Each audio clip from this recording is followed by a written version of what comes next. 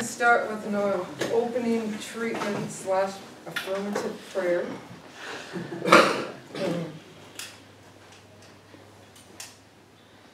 And there is only one power, one sense, one love that flows in and through everything. And this one sense, this activity is all that there is, and it is present in everyone and every being. It is present in every four-legged creature, winged creature, human being. It is present in every plant, every flower, every tree. It is in the rivers, it's in the water that we drink, in the food that we eat. There is only one life, and that life is God's life. And I know that I am part of that. I know that I am with God, that I am God, that I am of God. And I know that this is true for everyone present here tonight. I'm so grateful for knowing this. I know that the safety with which people came is the safety with which they will leave. And I know that there is only love and prosperity and abundance and health and joy that is with us all here this evening. And I am so blessed. And I'm so grateful. I am so grateful to be home and to have my journey come back to be this place here now tonight. And I release these words to law, knowing that they are acted upon, knowing that they are so and true. And together we say, and so it is. So tonight, thank you for moving it back a night. I appreciate that. So now we have 2 weeks. We'll end on the 28th. There will be projects. I hope people have done projects. I look around. Maybe a former, yes, Tom, a project. You gave me your project. Maybe we'll play it for the class with your permission. Project. Okay. So then we'll also be covering the last 3 chapters briefly, and then the last hour will be just discussion and projects next week. But tonight we have an activity that we're going to do, as well as talk about these 2 chapters. So what did you think of these 2 chapters? Good. I think that they're awesome myself. Chapters 12 and 13 is what we're talking about. The one called The Will and In Touch with the Subconscious Mind. And Troward was really clear about the will. Do you guys have yeah, chapter 12 is called The Will? Got it. Okay. Then, what I really liked about what Troward says about the will is that we call it willpower, but in fact we only have intent. And the real power in that sense, it's a little play on words which could be bypassing, but if you all remember what that little thing was, but it is God. Right? And so that we have a sense of will, but willpower is actually non-existent in that sense. We don't create that. We can only manifest what's already present. And that's what Troward is essentially saying throughout this chapter, that we don't create anything new, that we can only create with what we have already. And then we create it and we form it into something different. But it's not really new, it's only new to us. That follow along with what Troward was saying? Also, he says that when we act upon something, we change it. At any moment, the moment we walk into a room, we change the energy in that room. And we can do that with a smile, or we can do that just by having, a depressed, presentation of who we are, because it all affects how people respond to us. Right? So, with those things, he says that the important point of it is that when we act upon something, we are also acted on by it. And so the point is, or the goal would be to try to achieve neutrality in those situations. So I was telling some people earlier that I've worked so long on my family, many of us have, and this last couple of weeks I walked right into one of those triangle situations. that I thought that I knew so well, but I just reacted. I went into it, acted on it, reacted to it, and was able to step out of it going, I don't want anything to do with this. This is not mine to do with. And I apologize. I'm really sorry that I stepped into it, because this is yours, right? And so I felt good about that. But the point is, as soon as I acted on it, something changed for the other participants. And however that unfolded for them is good. But for me, what happened was that my sister and I, as soon as I had this realization, and I was like, there's only one God, I picked up the phone to call my sister, and she had already left me a Skype videotape message. And it was that quick that I was able to resolve it with someone who has chosen divisiveness and crankiness for most of her life. And I thought, that is so cool, right? And I know it's because I'm right in the middle of Troward. So that if we focus on the issue, which is the contemplation, and then we recognize the purpose of it and the quantity or the quality of which we want, that's what we get. And so that's the difference between willpower and contemplation on spirit. Does that make sense? And that's how I interpreted chapter 12 of Troward in a nutshell. The big, what do you think? Okay, so the big thing is one that what we get, we receive what we project out, and but if we have a position of neutrality and inactivity, we can contemplate on what we would like, and that simply unfolds. But willpower only creates that which is held together by the energy that we put into it. So we know that. I bet we can all say an example of something that we really wanted to happen, and we worked our butts off for it, and we worked really, really hard, and really, really hard, and we did this, and we set up all the conditions so that it would happen, and then it happened, and then it just dissipated. Or maybe it actually never came to fruition, and it dissipated right before it happened. And that's all to do with willpower. But Troward is saying if we step out of that position of activity, quit running around like this, then and contemplate directing our purpose and will, then it will unfold. Again, I always feel like we do it in a nutshell. You should go home. So there were so many things in here that Can I ask a question about? Sure. It's in the chapter 12, and it's the third paragraph. Okay. Way down towards the end. Well, no, it's not towards the end. I know we can't use page numbers because everybody's got different books. Wow, that's a long paragraph.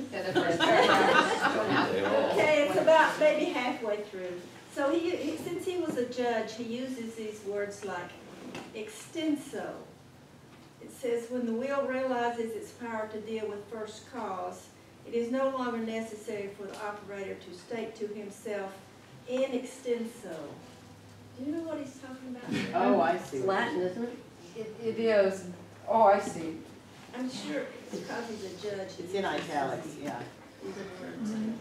I can It's look a it up. Latin word, but I have no clue what it is. I What's can look it up. the paragraph start with? The way I read that, and someone's going to look it up, right? Yeah, I'm On gonna your look cell it phone, is that we no longer have to state it continuously outside of ourselves, that we already have it within. I believe extension is extension, An extension. so, What does the paragraph start with? The training of the will. That's how I read it. So, and then maybe I should wait until we I have got it. it. Who's looking it I up? got it. Okay. In extenso, it's at full length, the passage was quoted in extenso, so in its entirety. Okay. Does that help? Yeah. Okay. And still, I think it goes to what I was like saying, as Yeah. soon as we really know it, we don't have to, it's like when we do a treatment and we say, I know this. The truth is if we really know what Holmes, as we know, and we're told repeatedly, did all of his treatment I've silently. got her book, Right, he just knew the truth and didn't continue to state it. we were in chapter 12. Is there another question? Does anyone else have another question?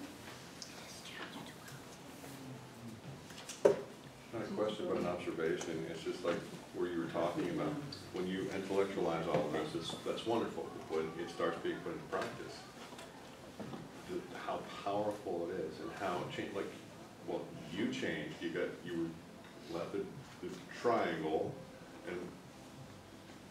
and you affected that, the other parts of the triangle and this and that. It's like, it is so amazing and so uplifting and powerful to be able to be that way.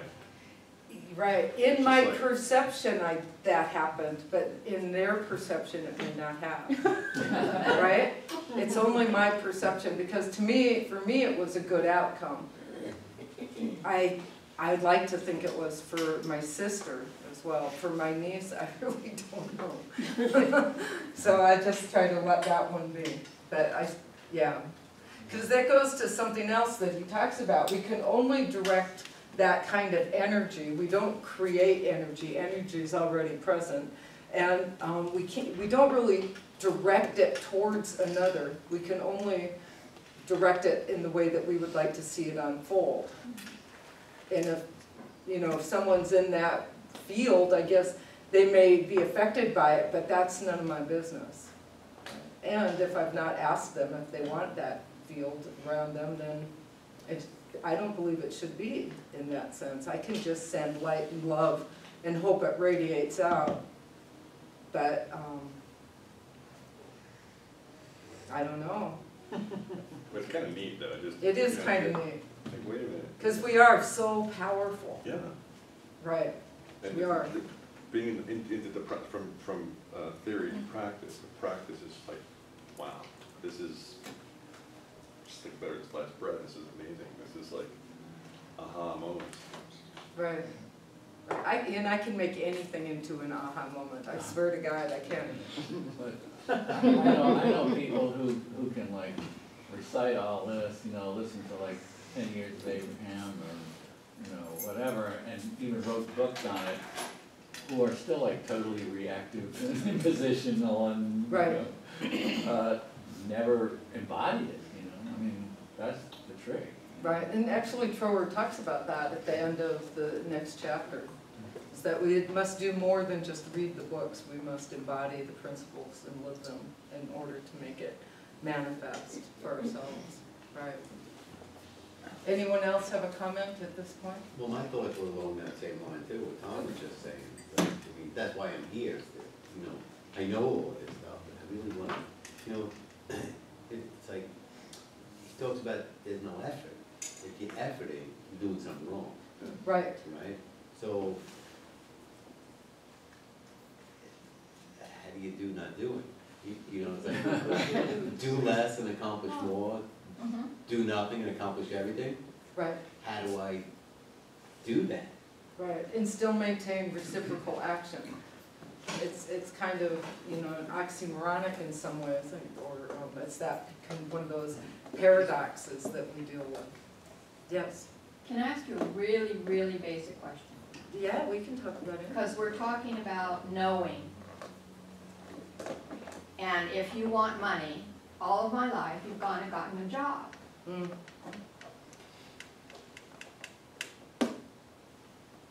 I mean, that's like, the only thing I know is you go out and get a job. But is that really what it's all about? Well, there's two things there I want to address. One, that you needed money and that you were always able to manifest a job, or more frequently than not. And two, the money seems to have supported you to this point in life. What a gift that is. So you've been very powerful in that way. And so then I'm going to ask you to clarify, is that all? What does that mean in your question? I want to do something I'm not, it's what my project is, which I actually have got with me today. It's about wanting something that's beyond my budget as far as I can see it. That's the trick, as far as you can see it. Because then Troward would say, and this goes back a couple of chapters, is it's what we believe is what creates our limitations. And so if you can open that up and continue, repeat the phrase till your subconscious believes it, then that's the simplistic way of saying you can create anything. Contrary to 25 years of being an accountant. It's the same thing with the medical people in this room, right? Yeah. Yeah, it's the same kind of field, right? That you deal in absolutes, and then now suddenly we're asking you to step outside of those boundaries of the framework of the plus minus columns, and this is what health is, right? Now we're asking people to step out beyond that. Into what? What do we ask you to step out into? Into infinite possibilities. With faith, Yeah. right? Yeah, Margaret. For me, I was the same way, thinking that, I gotta get a job and there's no money. But if you can just go to a little bit of, it might be possible for money to come from a source that I'm not aware of. What if? Yeah, what if? And can I be open to the possibility Right. that money will come to me from a source that I had no idea? Right. Yeah. That kind of cracks the egg Yeah. to make you think of there's other ways money coming into your life other than going to get a job or selling something you already have. Right. There's ways of getting it that you don't even have a clue that it would show up that way. And if you can rely on the universe supporting you in some way financially, if you can start to believe that, the possibility. I'm writing it down, because that's really important to me, what you're saying. I have an example. I mean, Okay. it's very far-fetched, but it's true. I was plunging the toilet one day and thought I plunged it too hard. I saw a piece of metal in there and I said, oh my God, I must have broken something. I put on my long yellow oven cleaning gloves and it was a diamond ring. It was a white platinum ring with 5 diamonds in it. In the toilet. I lived in the house for 2 years already. It wasn't mine, and it did belong to my mother. That's even better than getting money out of the mouth of a fish. Who knows? Or Christy having money literally fall from the sky. And then I had another one, a pair of pants I bought in the thrift store, in the back pocket that was buttoned. I didn't even recognize it till I got home.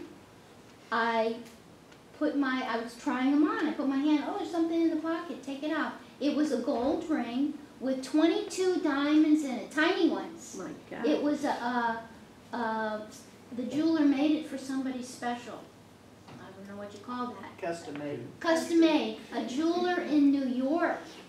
I looked it up online, it had a number inside. It was worth $5,000. But had you been like opening up to receiving Yes. money and goods? Yes. Okay.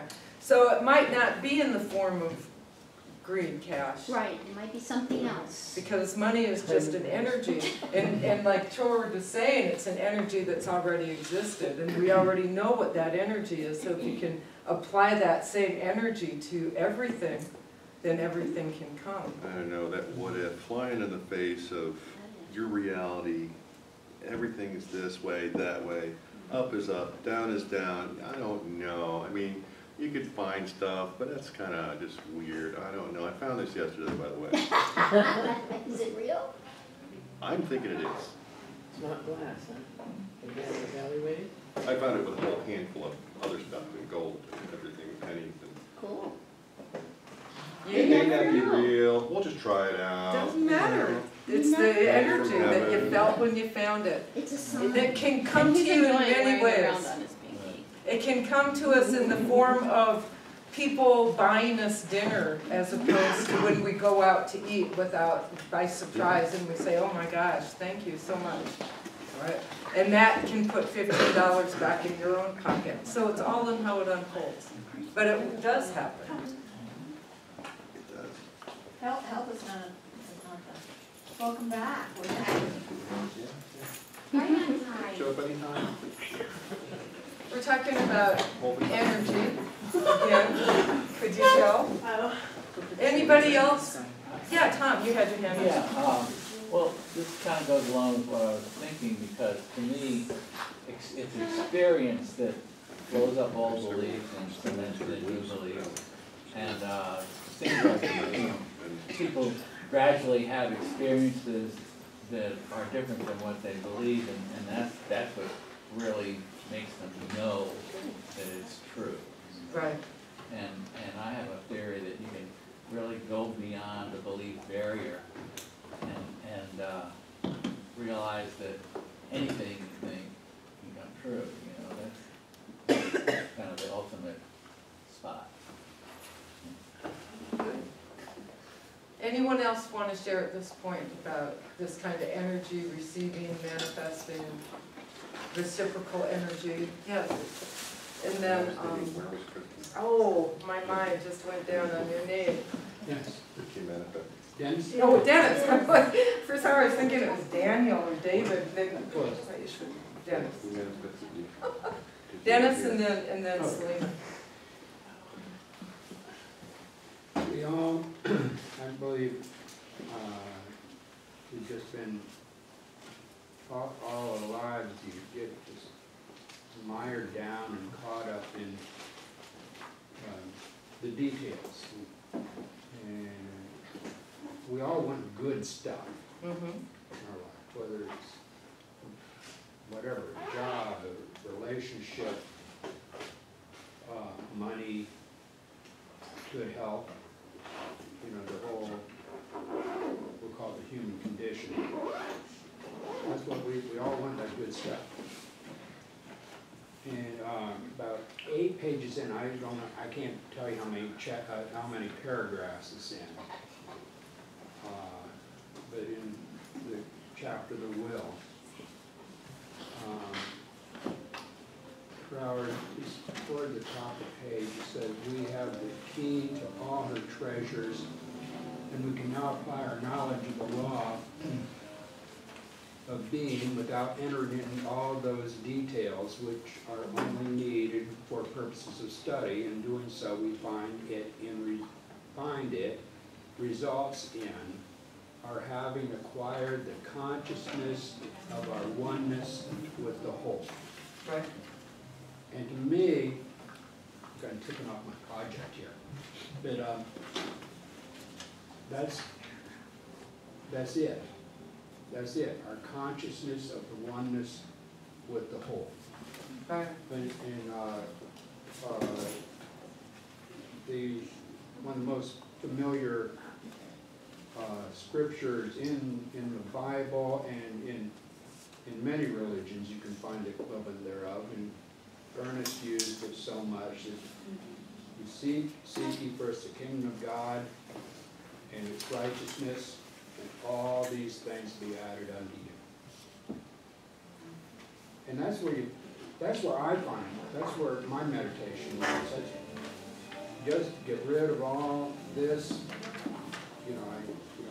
all these needs, all these everyday details, and just feel and enter the kingdom within, and know you're there. You know it's there in you. You're in it, always, always. No matter what it looks like on the outside, no matter what is seemingly happening or not happening, you're there.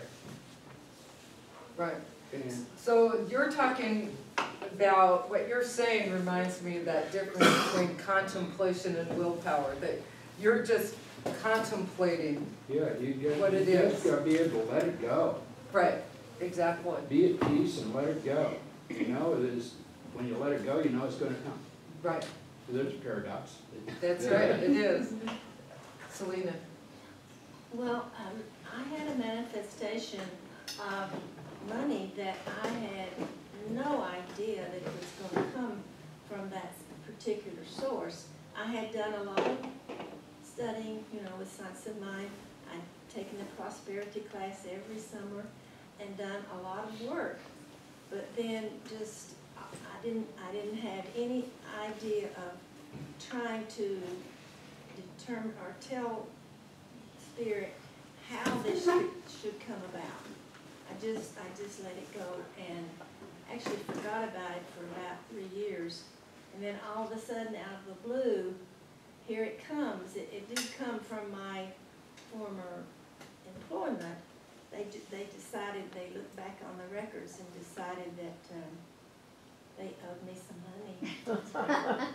So Imagine that. and so it was not it was quite a good sum of money too. It was really appreciated.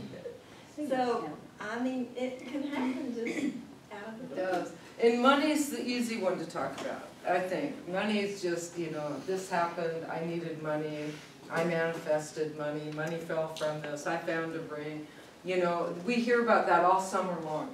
What's important to me is that we understand how that reciprocal energy can be focused not only on money, but on health and wellness, Yes. and our relationships and our life entirely. Because if we just focus on money and financial freedom, that's max to me of willpower. That's just my own opinion.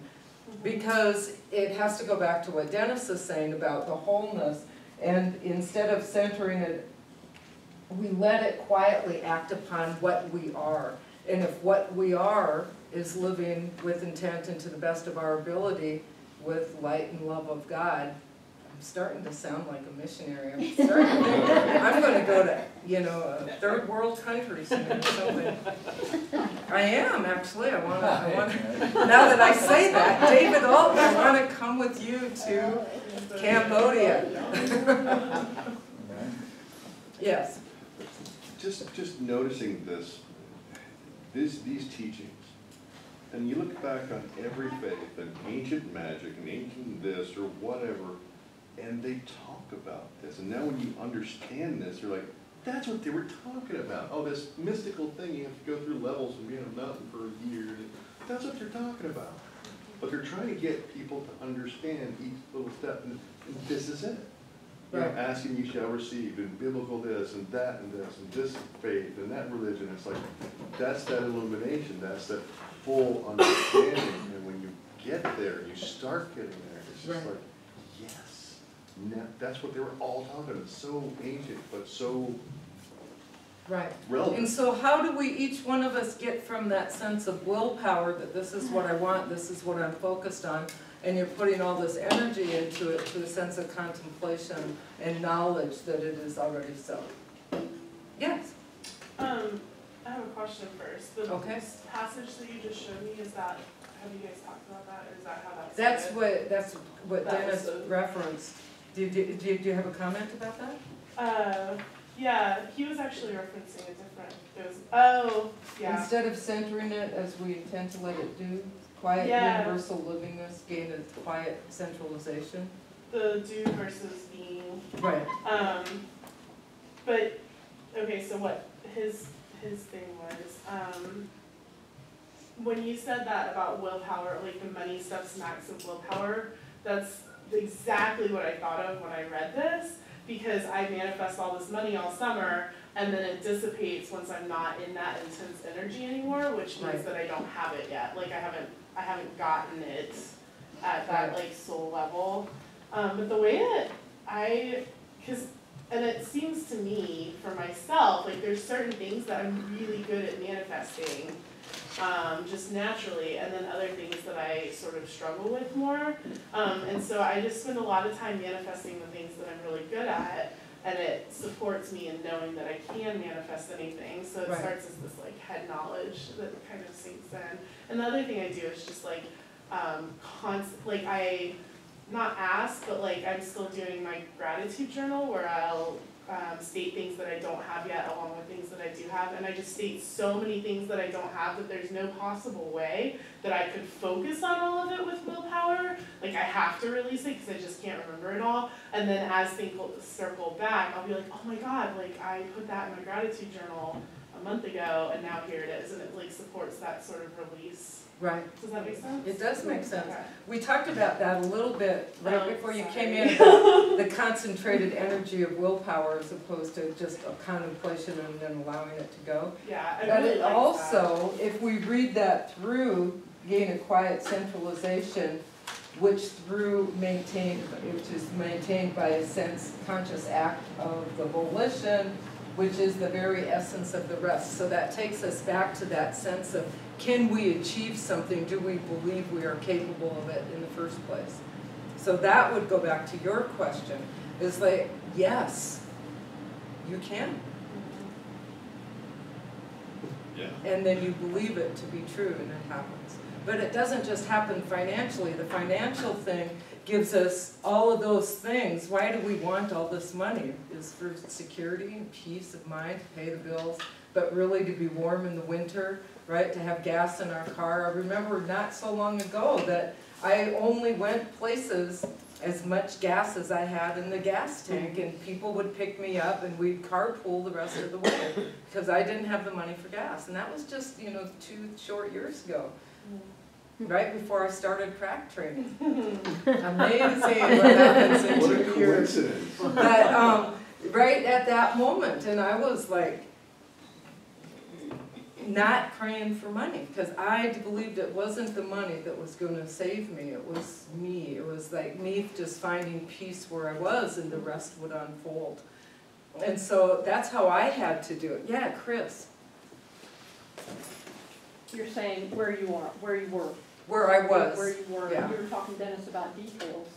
It's that I wrote some notes for myself. It's like we try so hard to grow outside of ourselves and outside the box. And, I've got to do this and this has to happen and I got to do all these things to get there and, oh, woe is me kind of thing. I just can't seem to grab it.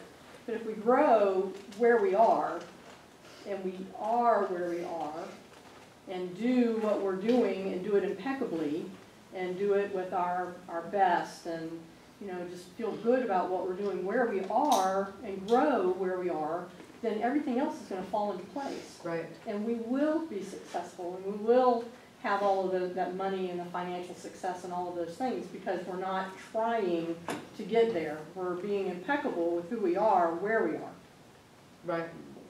I remember in a class long ago when I first started coming here, John, Reverend Waterhouse, had put up on the board, right, was it health, happiness, financial success, and what's the fourth one? Relationships.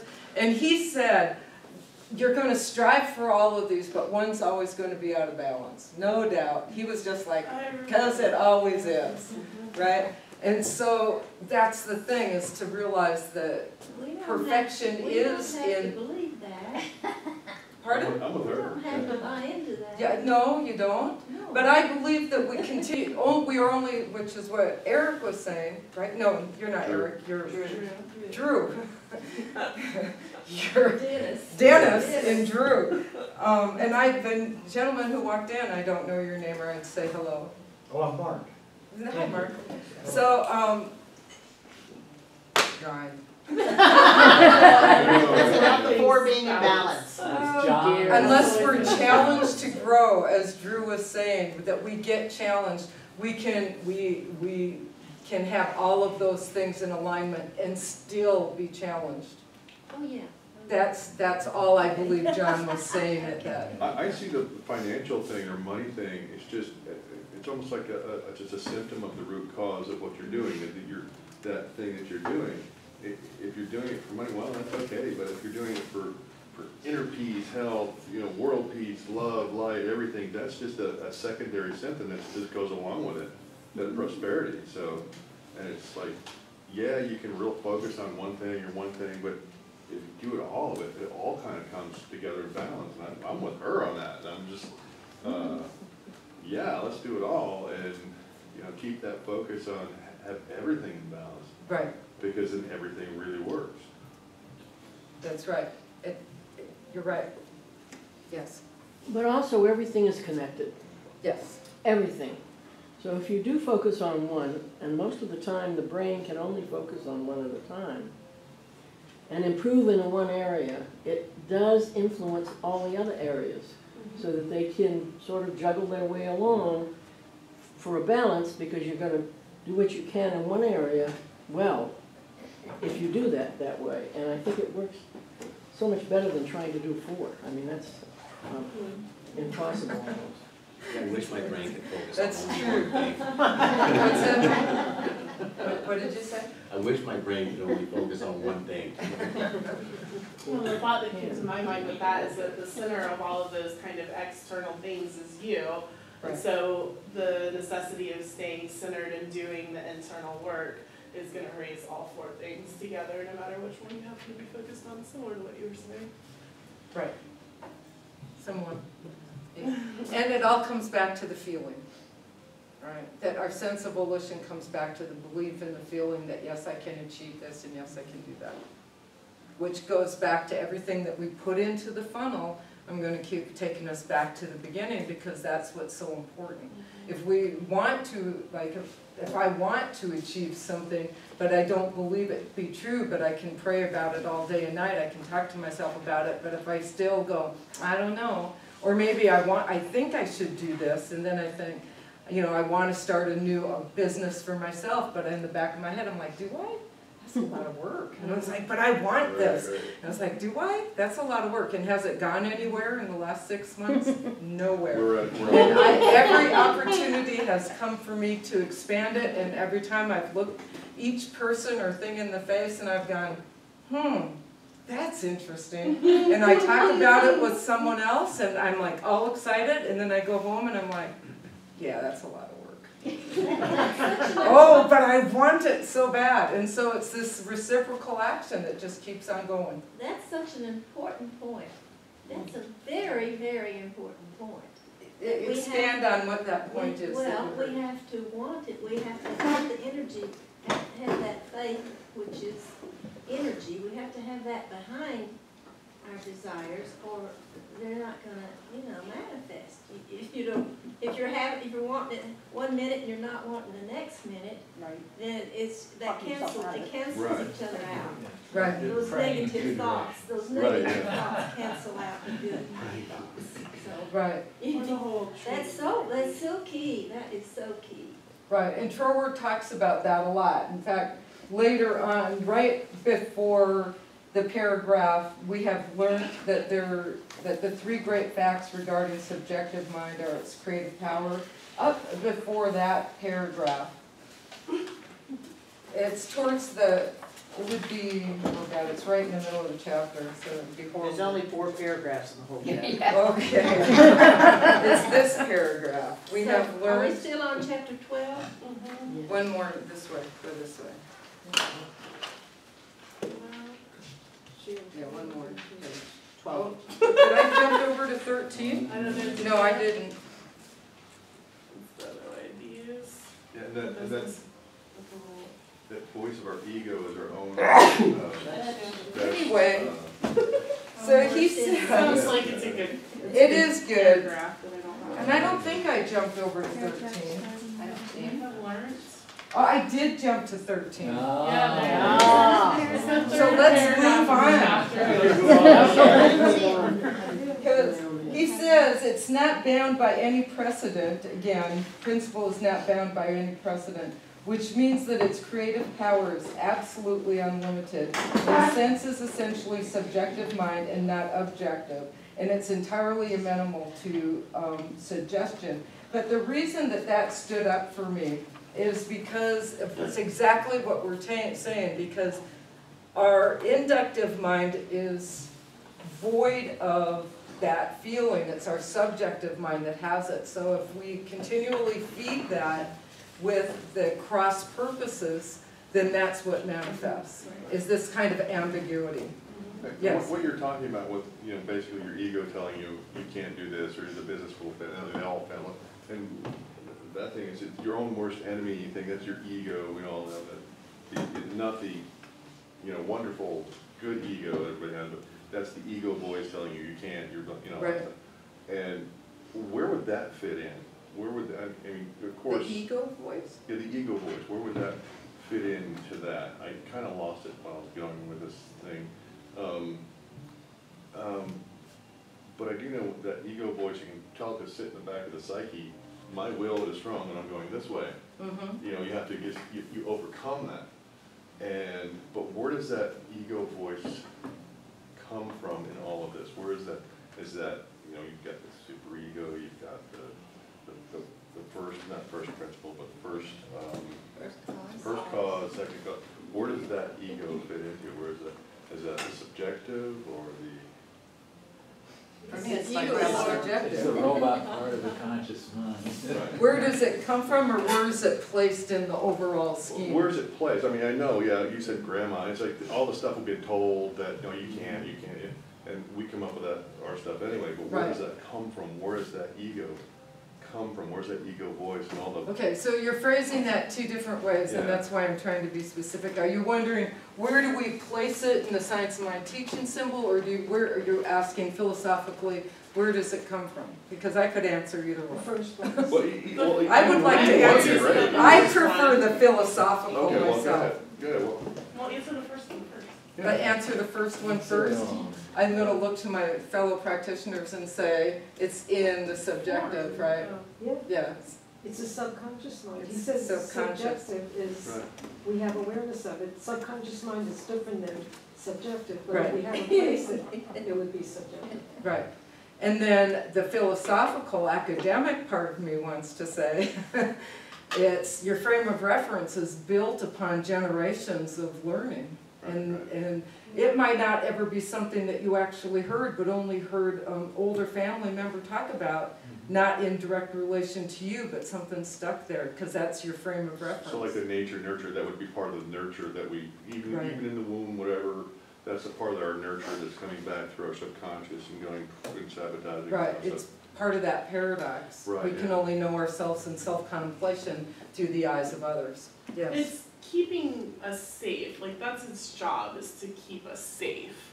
So when it's telling you you can't do these things, it's because the way John talks about it, I think, is basically you're wanting to do something you've never done before, and your ego is going, wait, we've never done that, we don't know what the outcome's gonna be, all of this, I'm gonna keep you safe by telling you not to do it. Like walking on fire. And so, yeah, and so Exactly. all you have to do, what I do is I go, okay, thanks for your opinion, you don't have to tell me that again, Right, yeah, and then do it anyway. So, but that's what its job Right.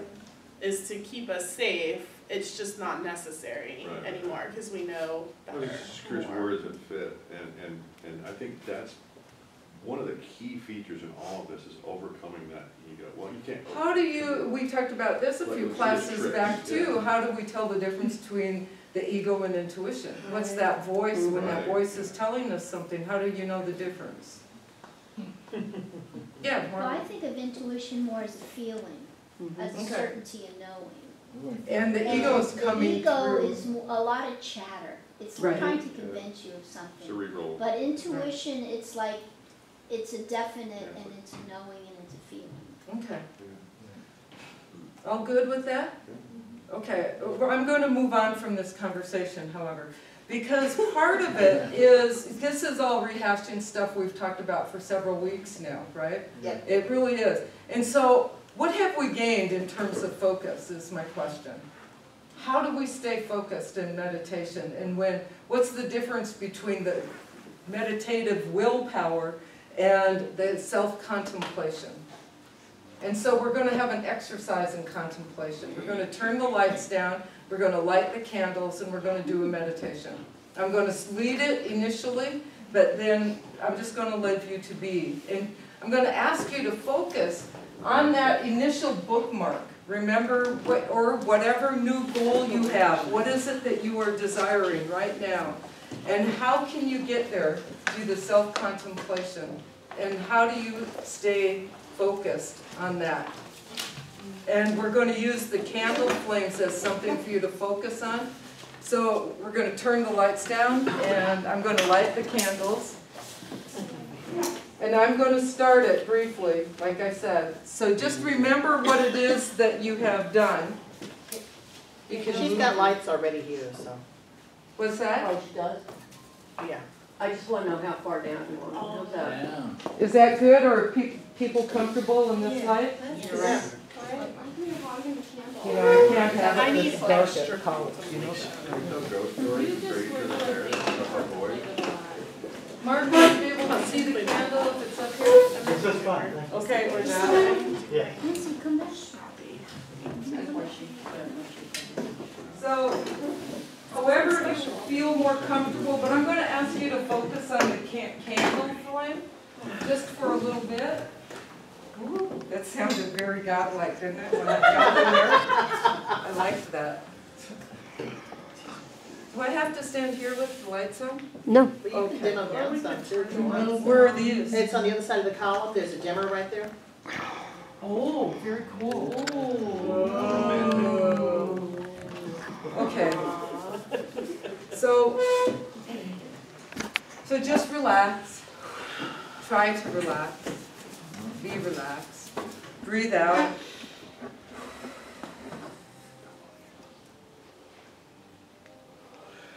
Release some of those external thought things that are going on, like about this process, about what brought you here this evening. Focus on the candle flame. And just breathe. Think about what your goal is, what you desire, what you wish to manifest.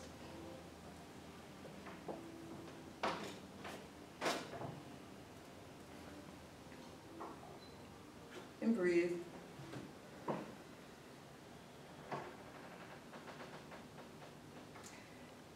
And on the next inhale, breathe in God, what your perception of God is, and just breathe that in deep and let it fill your body. And when you exhale, release any of that tension that you're holding.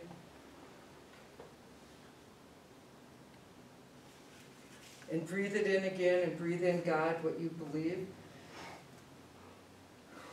And release any of that fear or negativity about your goal or your charge, what you want to accomplish. And again, breathe in God.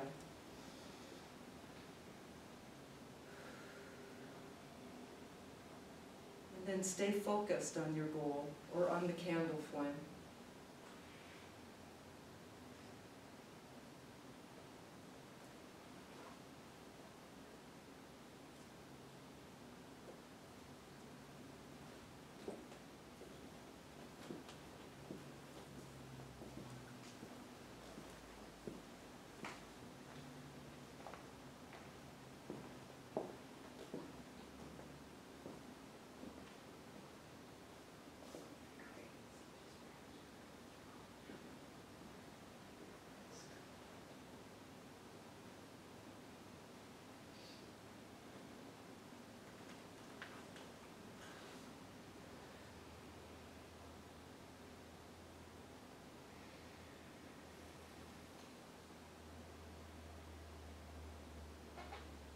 So stay focused on the flame or on your goal.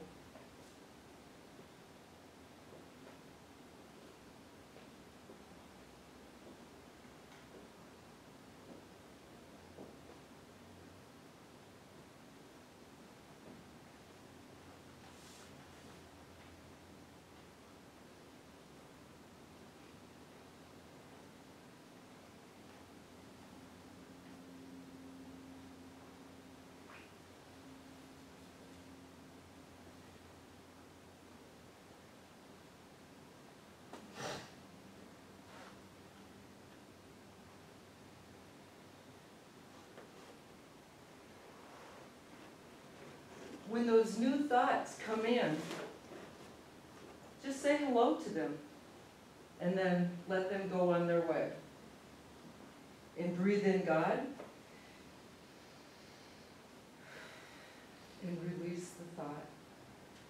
but stay focused on your goal or the candle flame.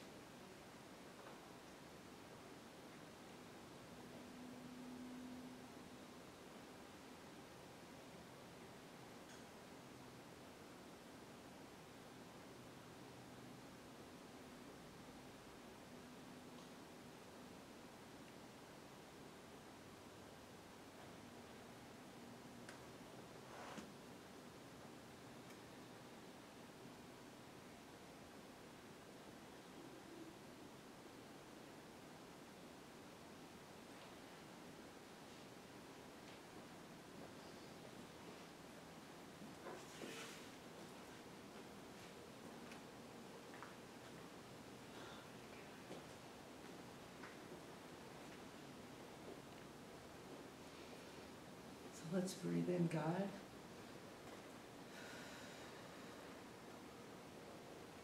And release. And breathe out love. Success. Health. Financial well-being. Breathe in God. And know that you are as you release. That which you are, you create.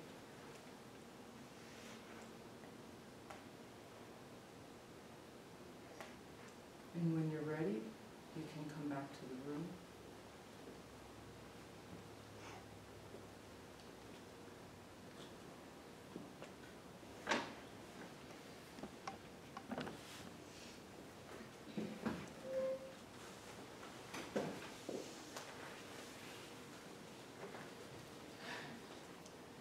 The energy in here was just so high. I was supposed to do something else and I changed my mind.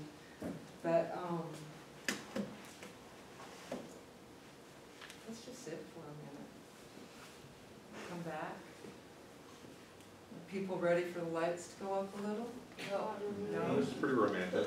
Yes, it would be more. Maybe that's my goal.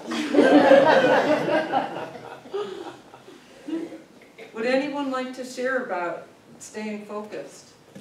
Was it difficult that my voice came from other parts of the room? No. No? Was it easy to stay focused? We have such an advanced class here, it's just... I know, right? Well, we're all spirit beings. Yes, Chris, is that your hand? You have to just speak up, I can't see in the light. For me, one of my things is to work on anger, because I have a tendency sometimes to just, get so involved in what I'm doing, and I just get angry, and it just comes out. So I've been really, focusing on how to bring in more love and more joy and peace. And when I first closed my eyes and started this meditation and looking at the light, there was a square that I could see, and then there was a dot of red right in the middle of it. And that dot was just almost like flashing at me, but it was really bright. It was just a dot.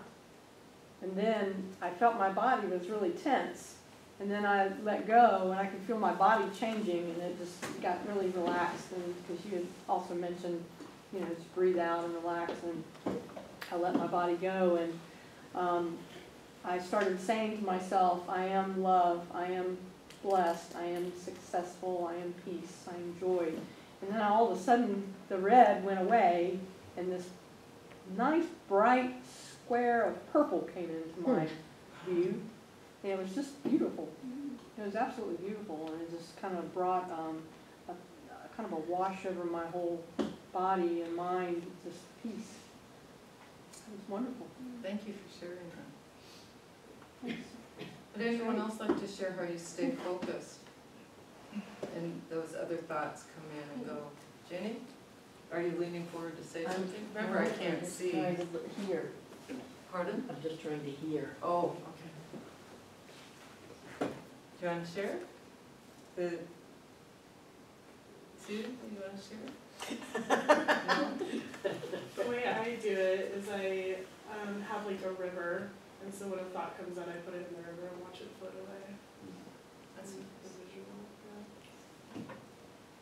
Saying hello to it seems to work. Yeah. For, my mind jumps around a lot, and there's a meditation for people with Alzheimer's. It's called Satanama. Have you heard that? And they go Satanama, Satanama. And the facilitator says, as you're meditating and you're repeating the chant and doing this with your fingers, that when a thought comes in, you just say, hello. And thank you for visiting. And then you just go back, and it's a wonderful meditation. Well, it's like the transcendental meditation. You can do the focused up here instead of do the transcendental. You have thoughts come through that's neurologically healing, and Right. you just go, oh, there's a thought or a picture. Oh, you favor your mantra, but you don't give it power or Energy. focus or energy. You just, oh, it's like saying hello, and then it just floats by. I got a river, whatever. It's just, oh, okay, because that's just your mind just looking at things. There is a really good book. It's really old. I can't remember right now what year it is, but I found it in a bookstore here. And it's called You're Greater Than You Know. And it's by this gentleman called Houston. And I think it was like 1936 or in the 40s or something. And it's an excellent book. And that's where I got the concept of breathe in God and then let go of everything else. And eventually you start breathing God out as well. And so that there is only one God, right? Ego to God, and it goes back and forth. And that's something from this guy, Houston. I don't know if this is, well, it is relevant because it came up. My original goal, I read as I walked into class, and it's wanting a variety of things, to be more loving, to be open up to this and the other.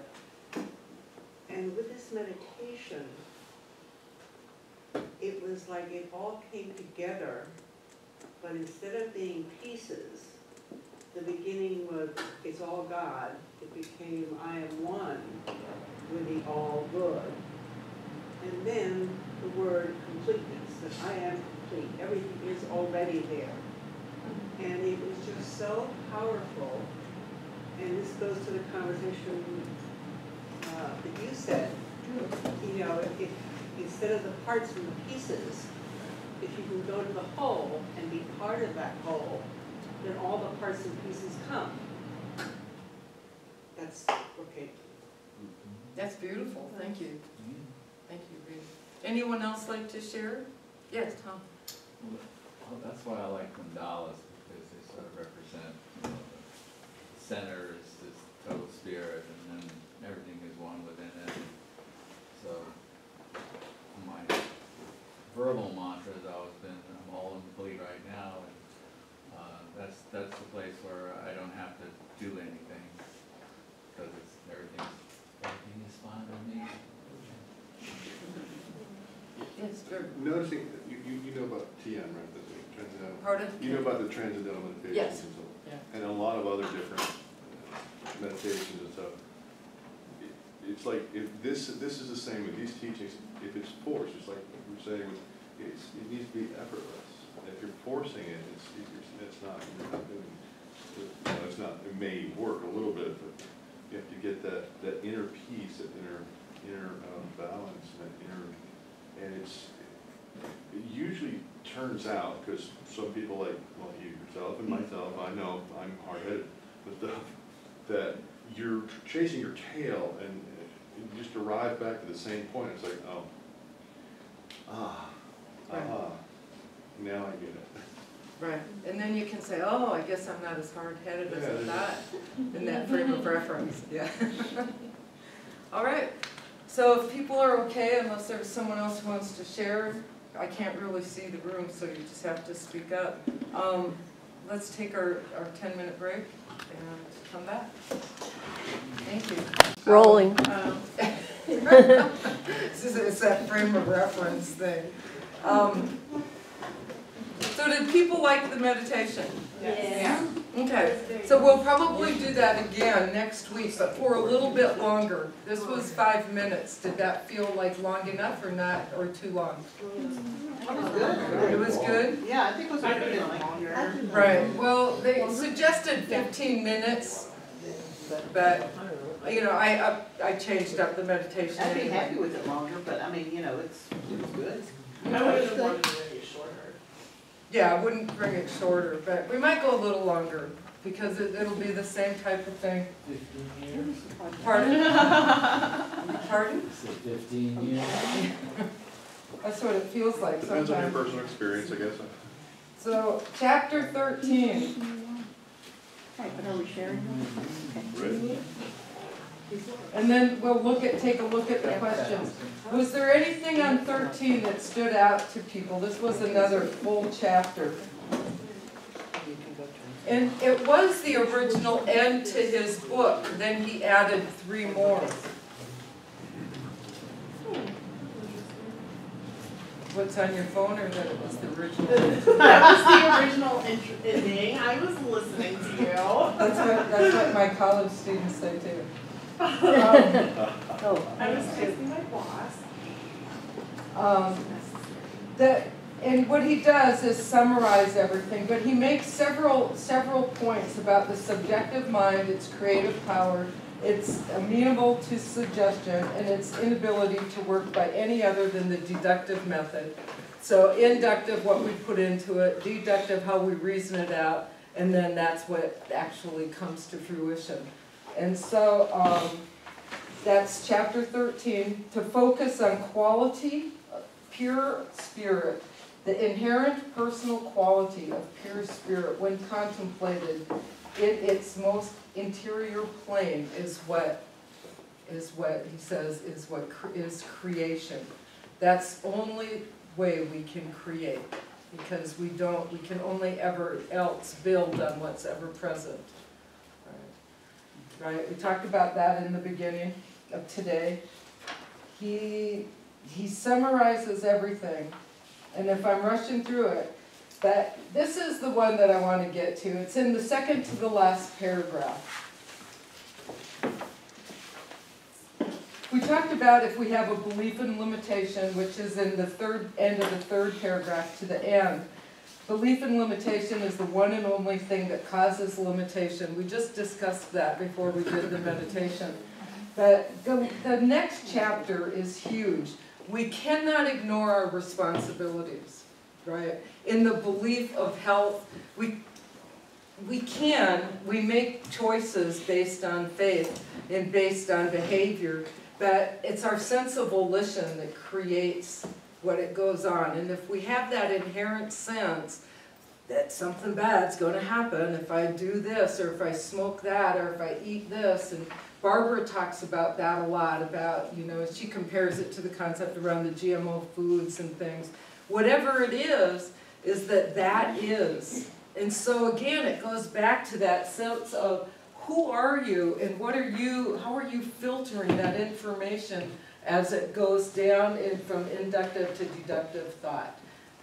Who are we? Where is your own self-esteem, self-awareness, all of the self-concept, back to that in terms of your own volition. That's key as we go forward. And we can't ignore those responsibilities about taking care of ourselves to the best of our ability and whatever that ability is. And it doesn't matter that someone's choice might be to step outside at the break and someone else's is to drink coffee until midnight and then try to go to sleep and claim it doesn't affect them, right? That's what I do. Coffee doesn't affect me. But it's not true. I know the body physiology. It affects my inner body. It might not affect my brain because I'm often very tired, right? Because I'm moving on, like many of us are. I'm always going. I'm always tired. I think coffee doesn't really affect me. Then why do I drink it so much? Right? Because it tastes so No, it's because of the paradox, because it gets to that point in the day, like right now, when it's like, why am I having another cup of coffee? That's just silly. It is, thank you, it's just silly. It's delicious. Oh, now my self-esteem just took a dive. Someone called me silly. Oh, boy, I can't believe she called me silly. What's wrong with being Bad silly? you! What's wrong with being silly? Silly's wonderful. I was just walking that through. How my You can mind ask that wandered. question at midnight. But here's the thing. Wait a minute, wait. We must carefully, this is Troward, we must carefully guard against all thoughts and words expressive of even the most modified form of ill will. Gossip, talebearing, sneering, laughter are not in accord with the principles of mental science. And similarly, even our smallest thoughts of good carry with them a seed of good which will assuredly bear fruit in due time. So here's a thought with that, because I'm also reading Practicing the Presence right now. And Goldsmith says that even to say Chris is a good woman creates a dichotomy and creates the chance that she could equally be evil. 6 of one, half dozen of another. Just, do we know it is not true? You are spirit in perfect form.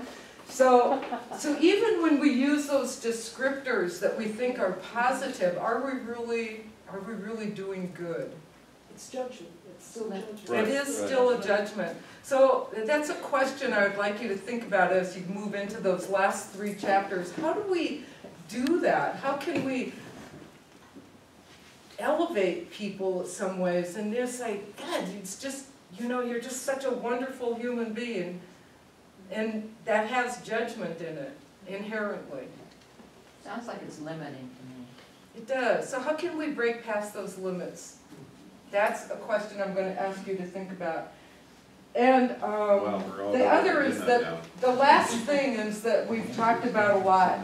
And the last paragraph is books can only direct us where to look and what to look for, but we must do the finding for ourselves. Therefore, if you have really grasped the principles of the science, you will frame rules of your own which will give you better results than any attempt to follow someone else's.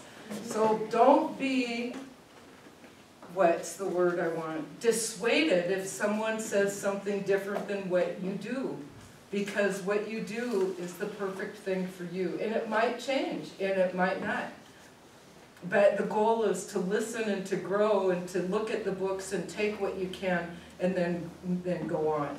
So all of the practices that we've discussed over the last 8 weeks, including the week I was gone, happen, right? They all go towards the same thing. Much like Drew was saying, tonight in a couple of weeks, Tom was indicating that as well. And what we come back to is science of mind, right? It wasn't the first and it won't be the last. It's a process, like Troward says. It's just a process. And that process is dependent on the contemplation we put into it for the results that come to us. So that is the end of this. And he says, never fear to be yourself. I love this. I think this is one of the reasons that I liked Troward so much, is that I can do anything. I'm not bound by any principle, right, or precedent before me. And he says, never fear to be yourself. If mental science does not teach you to be yourself, it teaches you nothing. Yourself, and yet more yourself is what you want, only with the knowledge that the true self includes the inner and higher self, which is always in immediate touch with the great divine mind.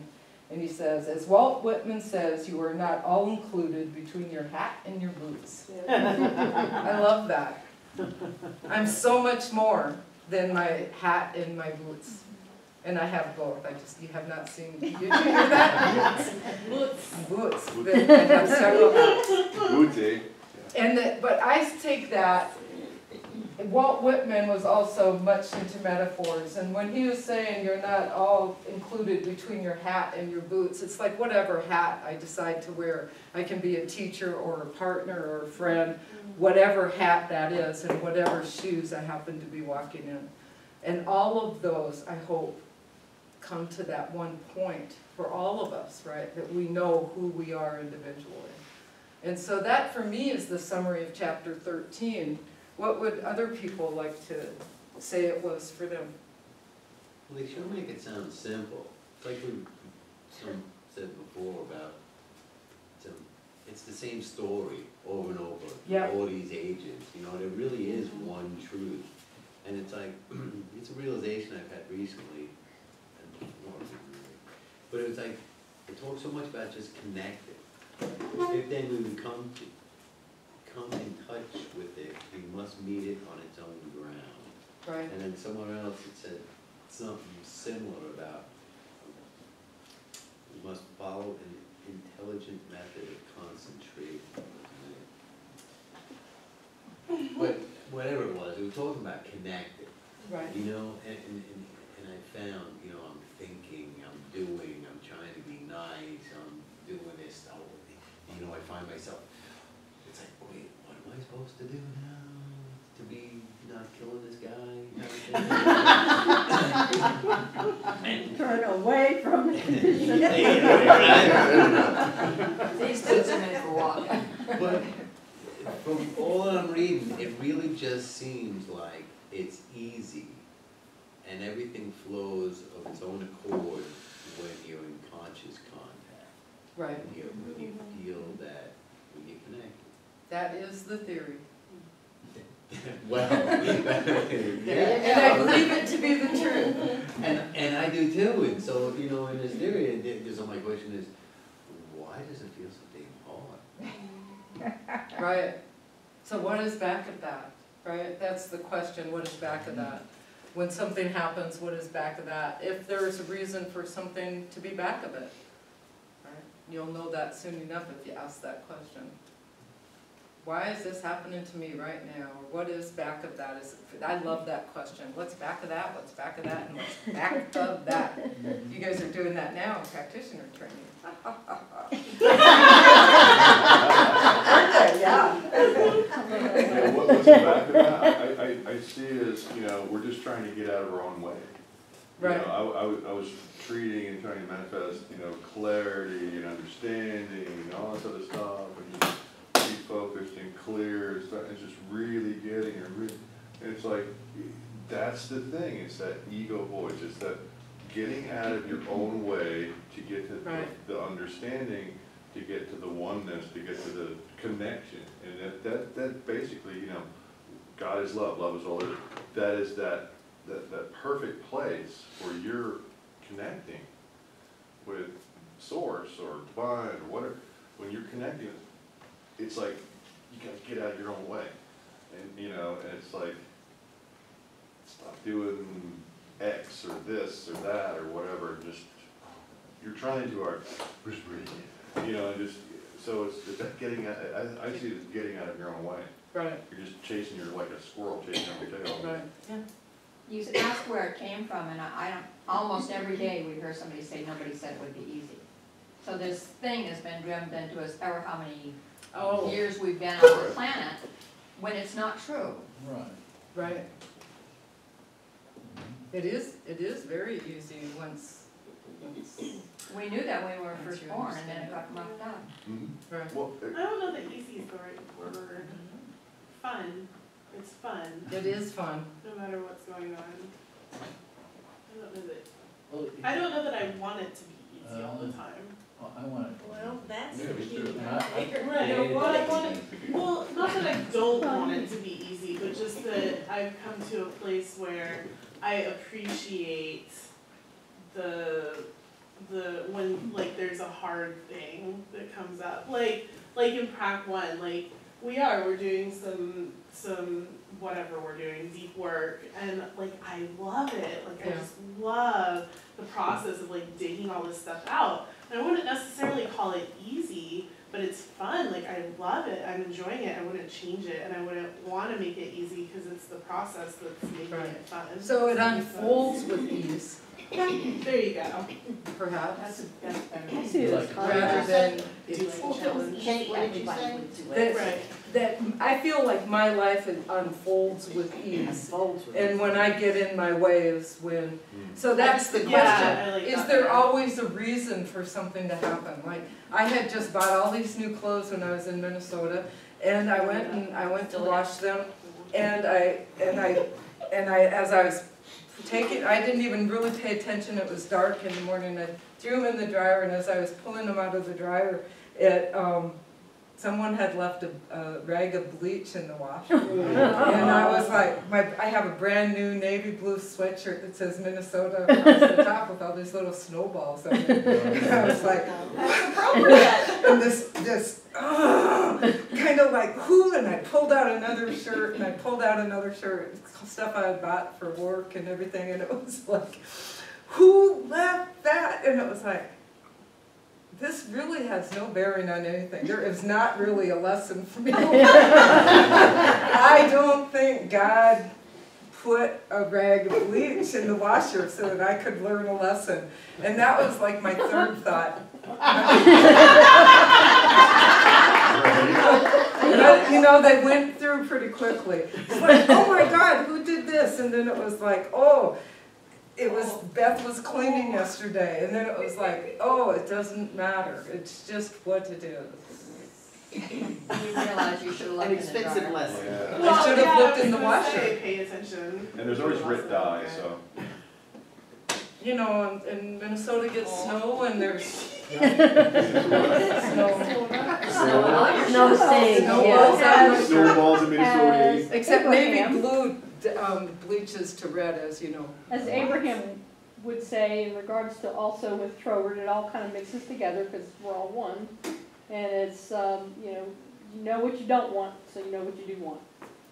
You know, Right. you don't want your clothes to be bleached, so you know that you do want your clothes to be good, so you will look in the washing machine before you wash your next load of That's clothes. the lesson I learned. But you know what you don't want, so you know what you do want. Right.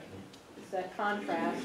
If Right. we didn't have contrast in our lives, you know, and everything And then was it's- easy, it's then what it we wouldn't do be with a it. learning process. Right, and it's what we do with it, right? I could have easily turned around, my sister and I often engage, and my cousin and I are just really getting to know each other, and my cousin is the one who's been cleaning the house and things, so she's the one who left it in there, and I could have easily said something to my sister and engaged that and created some divisiveness over here, or I could have gone to my cousin and said, you left this in now my clothes, so that she would have to look at me and say, I'm so sorry, I wish I hadn't left it, because, you know, that's what we would do. And the truth is, does it matter? It doesn't matter, right? She shouldn't be sorry. She was doing exactly what she does. She throws the rags in the washing machine and then washes them, right? I live alone, throw my clothes in the washer, because I know there's not a bleach rag in there. I didn't even turn on the light. So I could have gone several different ways with that. But there was no reason to do any of that divisive stuff or create drama around it. Right? And it all goes to the same thing. That's just an easy example of how we deal with road rage. You know, the stories that we hear, that 4-year-old child in New Mexico that got shot, they're on the Interstate 40, road rage, they fired guns at each other. This is another statement, but I'm not going there. And so, but it's like, what do we do? What do we do with it all? And that's where we come back to this teaching, right? That's not the life we want to live, or it's not the life I want to live. I don't want to live in competition or in divisiveness with my family and friends. I would rather just let it go. Go buy a new sweatshirt and wear that one for riding my motorcycle.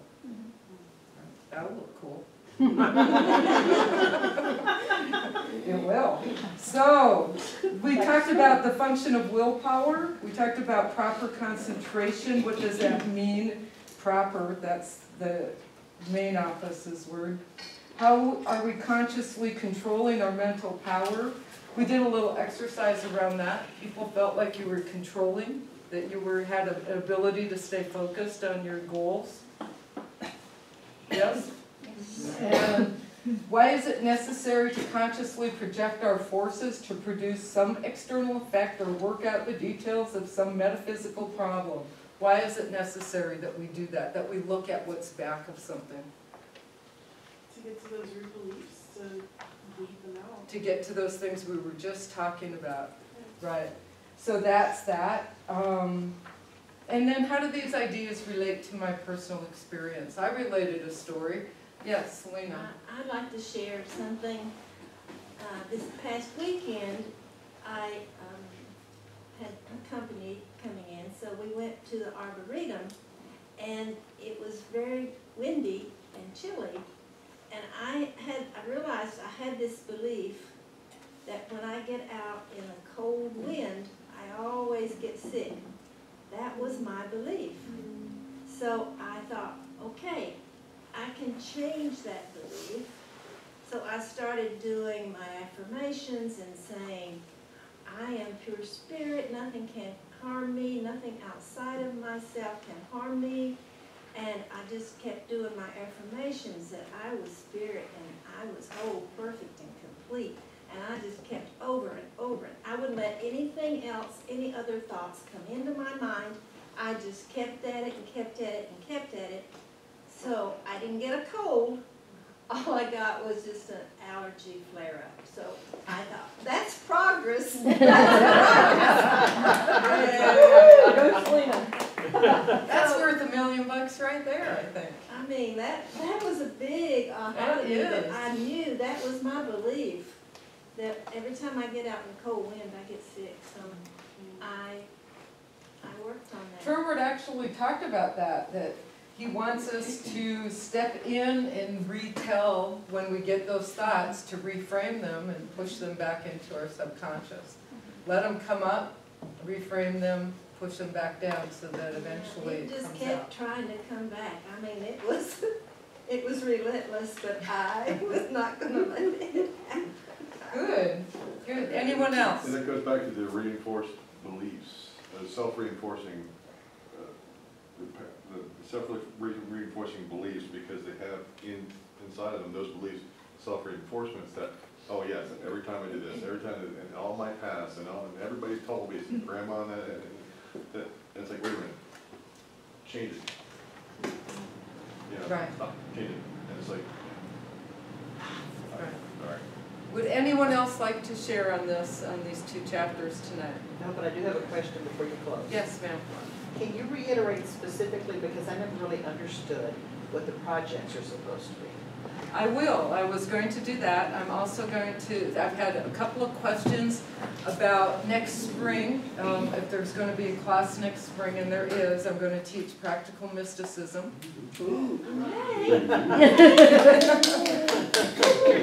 Yeah, and we were talking tentatively about a class over the break, but we still need to talk about that. But that would be more of a speaking class, learning how to articulate your voice thing. Sorry. Yes, please. So there She you has go. a hard time We're going to speaking. talk about that briefly tonight, but not in the class. So, but there's that class that'll be coming up. I haven't decided on the date it will begin yet, but probably similar to Barbara's. She starts hers, I believe, that first Monday right after the fire walk, right? Yeah. Yeah. God, that just seems so soon to me. But I would probably start the same week, maybe wait a week. What do you all think? Right after. The speaking class, is that what you're going to teach then? No, that would be over the break. Like right now, like What do next. you mean over It would break? start within a week or 2, yeah. I don't know, this class is so far Because I advanced, we need literally to go right today was into like, it. man, I really need somebody in the center to teach a public speaking class again. I should ask Charlie. And then Manifesting. 4 hours later, you're like, oh, speaking about your speaking class. Chris was maybe the facilitator, co-facilitator. Yes, please. But we haven't had a chance I'm to manifesting formalize this, that yet. so I'm just gonna know that it's already happened. The project is, however, my interpretation of the project is you take this book of Troward's, the Edinburgh lectures, and if it moved you in a certain direction, or you feel like to create or to share something specific that has come up for you with this, maybe it is the bookmark that we wrote in the beginning, how that manifested for you or how something happened. But I can read you the exact thing if you want, the final project. Oh, yeah. I'll find it.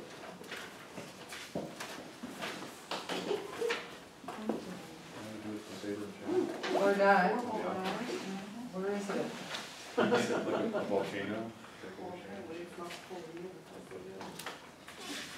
I thought it was here. I don't know where it is. Oh, class theme quote. Open, closing, Can you tell more experiential. stories from Minnesota, because you start to get your accent back and it's really I know cute. it. I will tell you one more story and then that'll be it. It's kind of a sweet one.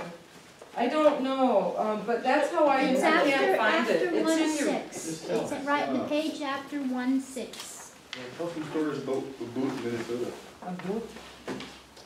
1-6? Yeah. Oh, I'm Next looking in the page. very. It's funny that the Uber talk like the. You know, I don't have it. What do you read? What are you reading there? I'll read it. Okay. Final project. This project is due to be presented on week 8. Take one quote from the Thomas Edinburgh lectures that has particular meaning to you. Create a way to incorporate this idea into your life. This may take the form of some sort of creative project that represents the idea for you, or it may be something written that you can keep with you, or it may be some new way to actually live the idea. Acceptable projects will be in the form of one of these: creative work incorporating the central idea of a quote, or written explanation of a life experience or life goal created from a quote, or an open letter to Thomas Troward telling him your views about his work, or any other deliberate way to incorporate this idea into your life. Please plan to turn in your project and give the class a 3-minute oral report of your quote and the resulting project. You may work with a partner on this final project if you choose. Okay, so those are the formal guidelines, as most people who take classes here know, that project is not required, and but strongly encouraged, because it's a way to demonstrate your participation in the class. But again, it's not required. And next week, I'll have the forms and stuff available for people who want to complete all of that for the certification, which they have not told me the exact amount, but I believe is $45 if you want the certification, somewhere in there, 40 to 50, somewhere in there. And which is a steal, let me tell you. I have paid upwards of $360 at various centers. This center that they offer this stuff for free in love offerings is just amazing. Unheard of. It is It unheard really is. Demonstration. So, but, and that we can just come, and if you want certification, it's just to pay for the paperwork essentially.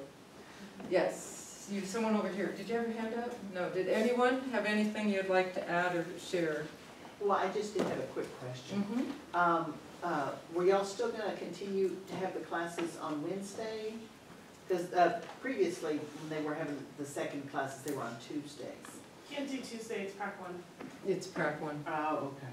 Yeah, there was a period in there where they were doing Tuesday because there weren't any Prac classes. Yeah, Yeah, okay. I'm with you. I would like that, but Barbara said she'd like to have classes every day of the week. see, we could move it to Thursday. Thursday would be What project wrong way is on? better. You know what would be nice for Thursday is I know that like Trisha wants to be taking Project wrong way classes is on towards Thursday. being a practitioner and she can't right now because Just of exams on Wednesdays. Record it. But you're in bed, and she's in bed, and she's in bed. Yeah, Yeah. Yeah. well, okay. Yeah, no. I'm And just telling during you Prac 1. what I was told told I by know, somebody I'm just else. giving you grief. See, and my great nephew plays football on Thursday nights. There you go. Oh, but he won't be in the spring. Who knows what he'll be doing in the spring? I just have regular Wrestling. rehearsal He'll on be doing Thursday. wrestling on Wednesday nights and you'll have to move to class on Thursdays. Perhaps. But I've thought about that because Wednesdays are one of those nights that I'll have to look at my schedule before we make that decision. We can talk about it again next week, though. There's a certain amount of people in here that think you might take that class in the spring. We'll talk about that. I won't make it arbitrarily, for sure. Okay, are there any other questions or comments?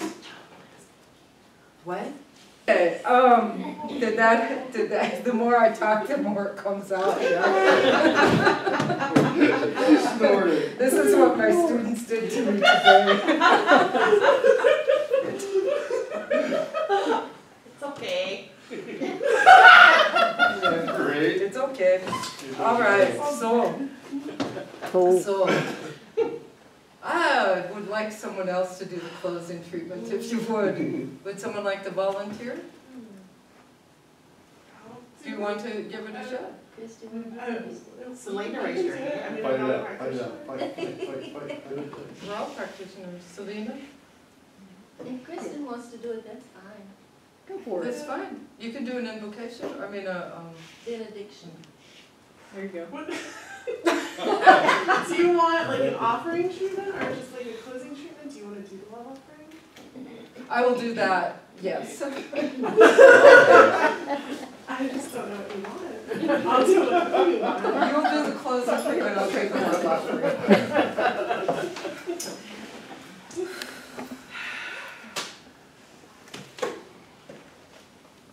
And there is so much love in the room, and love and laughter and light is what God is. And that is what is shared here at the Center for Spiritual Living. It is what we are as we go forth in the world and for all that we give, and that we know that it is only love, it is only energy and peace and joy. And so it is. Hold that, please.